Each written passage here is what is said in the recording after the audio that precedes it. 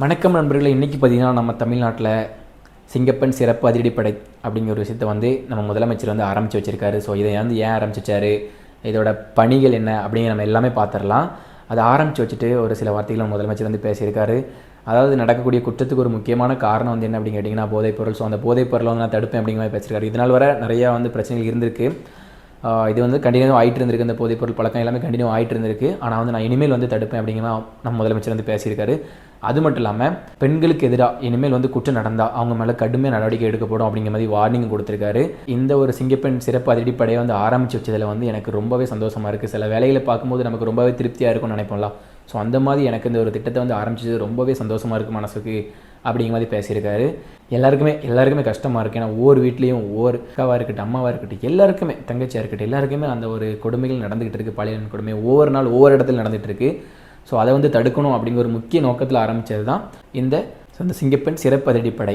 ஒரு நாட்டோட வளர்ச்சி அப்படின்னு கேட்டிங்கன்னா அது பொருளாதாரம் மட்டும் இல்லை. ஸோ அந்த நாட்டில் பெண்கள் பாதுகாப்பாக இருக்கிறதும் அதுதான் அந்த நாட்டோட முக்கியமான வளர்ச்சி அப்படிங்கிற மாதிரி நம்ம முதலமைச்சர் பேசியிருக்காரு. ஸோ அதுதான் உண்மை.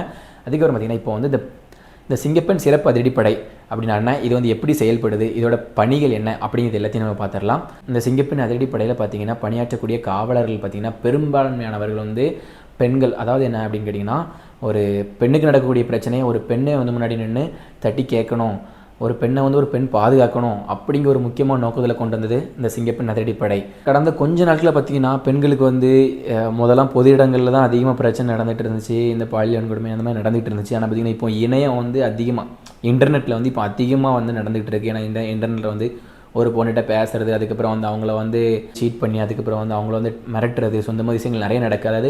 அதாவது ரியலாக நடக்கிறத விட தெருக்கள் நடக்கிறத விட இப்போ பார்த்திங்கன்னா இணையத்தில் அதிகமாக நடக்குது. ஸோ இதை எல்லாமே ஸ்டாப் பண்ணணும் அப்படின்னு ஒரு கொண்டு வந்த திட்டம்.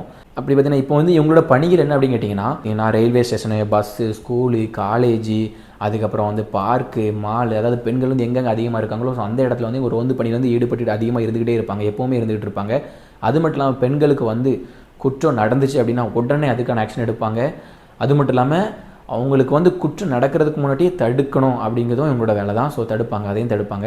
இந்த படையில் பணியாற்றக்கூடிய காவலர்களுக்கு பார்த்திங்கன்னா சிறப்பு பயிற்சி அளிச்சிருக்காங்க. அது என்ன அப்படின்னு கேட்டிங்கன்னா தற்காப்பு கலைகள், அவசர நில மேலாண்மை, பெண்கள் மற்றும் குழந்தைகள் பாதுகாப்பு சட்டங்கள், அதுக்கப்புறம் இணையவழி குற்றங்கள் நடந்துகிட்டு இருக்கலாம். ஸோ இதிலலாம் சிறப்பு பயிற்சி கொடுத்துருக்காங்க அவங்களுக்கு எல்லாருக்குமே. இதனால் அவங்களுக்கு என்ன யூஸ் அப்படின்னு கேட்டிங்கன்னா இவங்க உடனே நார்மலாக ஒரு போலீஸில் நார்மலாக இருக்கிற ஒரு காவலர்களை விட இவங்க குயிக்காக எல்லாத்துலேயுமே நடவடிக்கை எடுக்க முடியும். ஸோ இவங்க சிறப்பாக பணியாற்றுவாங்க. குயிக்காக எல்லாமே டக்குன்னு ஒரு குற்றம் நடக்குது அப்படின்னா நம்ம அதை உடனே சார்ட் அவுட் பண்ண பார்ப்பாங்க. இப்போ இந்த ஒரு படை பார்த்திங்கன்னா பெண்கள் மத்தியில் ஒரு பெரும் வரவேற்பு பெற்றிருக்கு. அது மட்டும் இல்லாமல் ஒரு மாநிலத்தோட வளர்ச்சி அப்படிங்கிறது ஒரு பொருளாதாரத்தோட மட்டுமே டிபெண்ட் பண்ணி இருக்கிறது இல்லை. ஸோ ஒரு மாநிலத்தில் ஒரு பெண்கள் எவ்வளோ பாதுகாப்பாக இருக்காங்க, ஸோ அதை பொறுத்து தான் அந்த மாநிலம் வளர்ச்சி அடையும். இந்த அதிரடிப்படையை பற்றி உங்களோட கருத்து என்ன?